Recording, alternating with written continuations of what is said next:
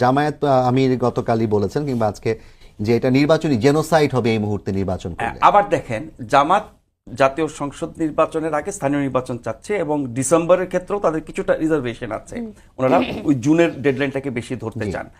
আবার সবচেয়ে বেশি প্রস্তুত তারা, প্রায় 70 গণমাধ্যমে দেখেছেন না 300 আসনে তারা প্রার্থী ঠিক করে ফেলেছে, স্থানীয়ভাবে কোথাও কোথাও ঘোষণা করা হয়ে গেছে এবং তারা কাজ শুরু করে দিয়েছে। তার মানে জাতীয় নির্বাচনের জন্য সবচেয়ে বেশি প্রস্তুত আপনি। আবার বলছে যখন তফসিল ঘোষণা হবে, জোট মহাজোটের নানান হিসাব নিকাশ হবে, তখন চূড়ান্তটা দেবে, তখন হয়তো রদবদল হতে পারে, কিন্তু নিজেরা 300 আসনের জন্য তারা পুরোপুরি প্রস্তুত, প্রার্থী চূড়ান্ত করে ঘোষণা দেওয়া শুরু করে দিয়েছে। তাহলে আপনি সব দিক থেকে প্রস্তুত আছেন, তারপরে কেন পেছাতে বলেন? সেটা কি তাহলে ওনাদেরকে সুবিধা দেওয়ার জন্য, বা অন্য যারা আরো পেছনে চায় বা স্থানীয় সরকার নির্বাচন আগে চায় তাদের জন্য কিনা আমরা জানি না। কিন্তু একটা জিনিস আমরা বুঝতে পারি যে যত বেশি সময় পাবে তত বেশি তারা দলকে আরো বেশি গোছাতে পারবে, আরো